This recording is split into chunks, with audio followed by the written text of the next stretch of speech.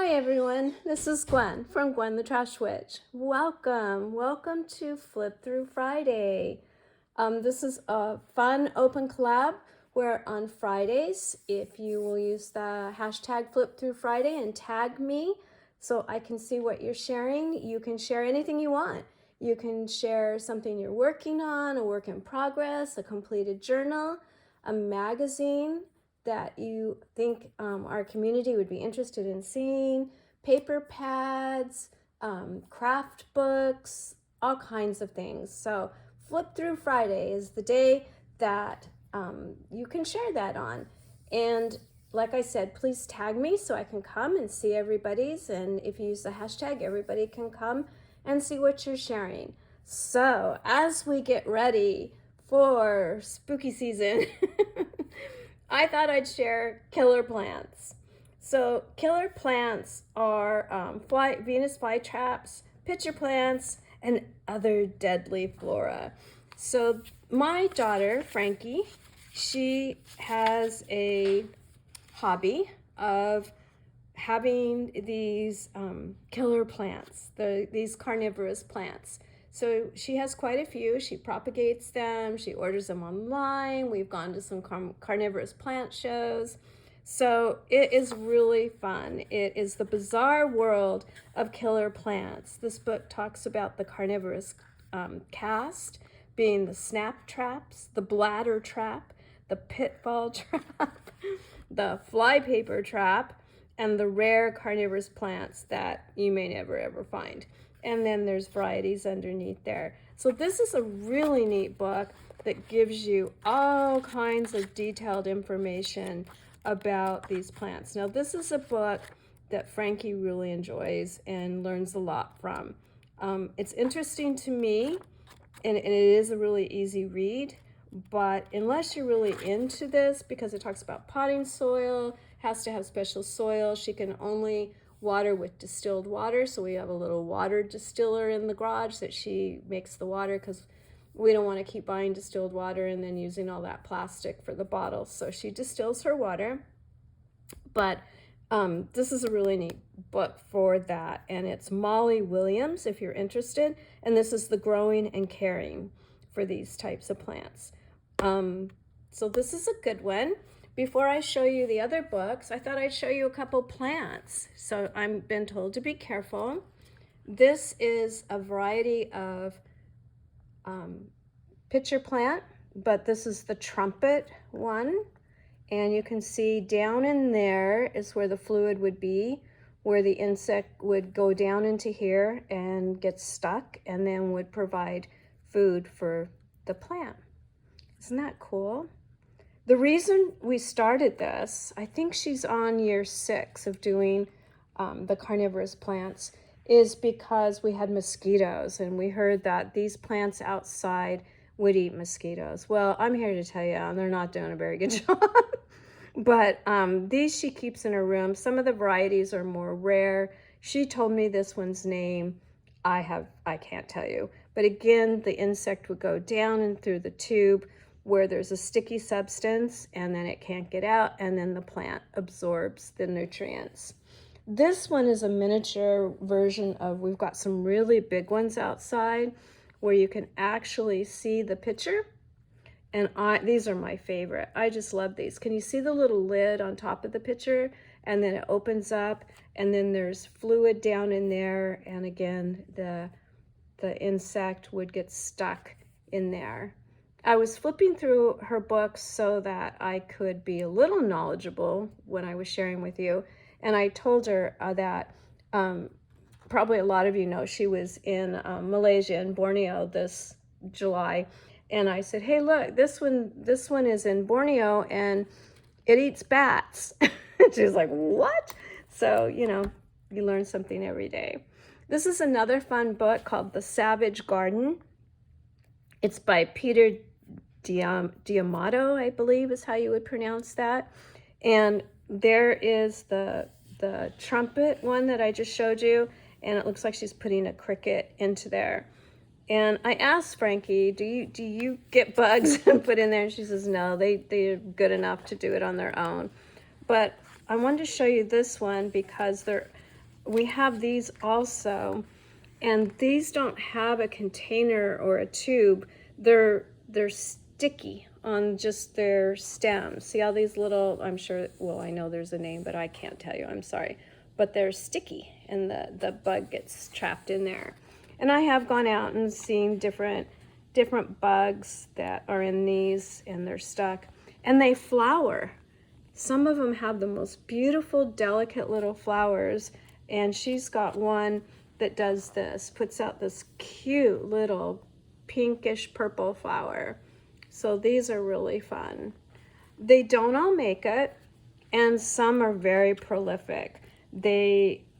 She divides them and gives them away. They kind of end up looking like this. I think these are just Venus fly traps, and they will just multiply and multiply. And so she's always dividing those up and sharing them with friends, and we've got a lot of that out there because she's it's not called propagating, is it, when you just divide the plant? This is called the cobra. Isn't that neat? So a lot of really neat pictures in here, but I want to show you this one because this one is a child's book, and it's written in rhyme, and I just love the illustrations on this and the rhyming that goes with it. So here comes the poor fly, little does he know. This one is The Wonderful World of, oops, I'll be in trouble if I hurt these plants. The Wonderful World of Carnivorous Plants. And this is Susan, would it be Houghton? I don't know. But this is a really neat book. I wish I would have had this when I was teaching. It says, the world is full of unique plants in many shapes and colors, but one group clearly stands apart that's not quite like the others. Oh, aren't these beautiful? These would be like the pitcher plants. For most plants, it's the soil and the sun helping them to thrive, but these plants also feed on meat to help them stay alive. Now, I don't know about this snail. I've never seen a snail get into ours, so that would be new to me. I'll have to ask Frankie. Oh, we have these too. These are really tiny. And look at these ants. Uh-oh. How exactly do these plants find what they need to eat? It's not like they can chase their food. They don't have feet. Now, honestly, Frankie had a co-worker that she works, most of the workers are online, and they got the impression that her plants walk around. We're like, what? How would that even be possible? So, yeah, it was kind of funny. With time, they have adapted and evolved to meet their needs, and now it seems they've mastered several clever ways to feed. The Biblis shines bright in the sun, attracting passerby. They're quickly caught on sticky leaves and then, sadly, left to die. But they're food, right? So it's the food chain. Here's another sticky species that likes to trap its prey. These plants wrap up their dinner to eat later in the day. Oh yeah, look, it closes on it. That's interesting. And some people find them gruesome, but there's nothing you should fear. In fact, we must protect these plants before they disappear. I think this one's got a bee, and it's wrapped around it. Take this tiny bug catcher that floats on waterways. Its snap traps work at lightning speed, so nothing gets away. I'm not going to read to you the whole book, but it is so interesting, and this book is so well written that this one was my favorite. This is the pitcher plant that we were just looking at, and you can see the fluid in the bottom, and they can't get out. It's a sticky liquid, it says, that traps them. And this I have seen in our yard. Ours are literally this size, so, you know, half a hand, and ours are that big. The ones outside, not the version I shared you. And I have seen ants, and I have seen this, so it's kind of neat. And I guess the shrew, is looking for nectar. But here's the one I was showing her about, the Borneo bats. So maybe Borneo bats are a lot smaller, and maybe this is very large, I don't know. So very, very cool. And I just thought as we approach Halloween, this would be fun. And then I have one more book to share you. Look what I found on Amazon. And Frankie was like, oops, sorry guys, I pushed the camera instead of the plant. I was trying to be so careful. I found a coloring book, and I think this will be really fun. I was like, oh, maybe I should do a carnivorous plant journal, and I could color some of these pages and take pictures of Frankie's plants and put them in there. Yeah, she has some hanging in her room, and like I said, these are very, very big. Most of our big ones are outside, but this one is the pitcher plant showing the liquid inside. So kind of a large color, large image coloring book. There's some detail, but it doesn't look too difficult. So you might be interested in this. This was just on Amazon, and I think it was about the same price that most of the coloring books are that we look for. And what I like is that there's nothing on the back, so if I would still put a paper underneath. The paper feels really good, but just so if you use markers or gel pens, even, nothing leaks through. So how fun to have a coloring book. But I want to thank everyone for coming today and letting me share these unique plants with you. And I think it would make a really fun Halloween journal. I've seen in Home Goods, and I think even, where did I see that one?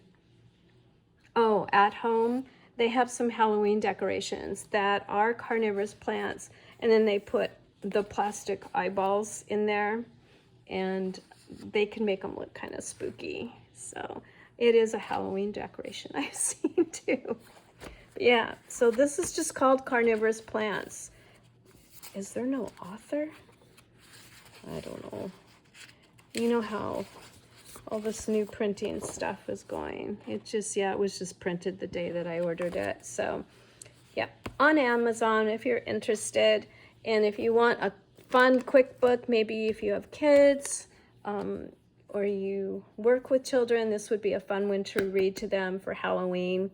And I know you can go on Home Depot, and they quite often have the Venus fly traps available, and they're not too expensive, maybe $14, $15. But just know you do need distilled water, and you can't just transplant them. They do need, it's not an exotic potting mix, but it is something you have to specifically get for them. Okay, thank you. And I just want to really thank everyone that's been participating in Flip Through Friday. Thank you so, so very much. I love going and watching you. I found a couple people that used the hashtag but didn't tag me, so I just feel bad if you think I'm not coming to see your videos, so please tag me. And I have a whole list of people that are participating underneath on the More section, so go check them out and see what they're sharing for this Friday. So Friday the 12th, yes. Thank you, everyone. I always appreciate your time, and I just am so excited to be hosting this and appreciate you all coming and supporting me in that. Okay, we'll see you soon. Thank you very much. Bye-bye.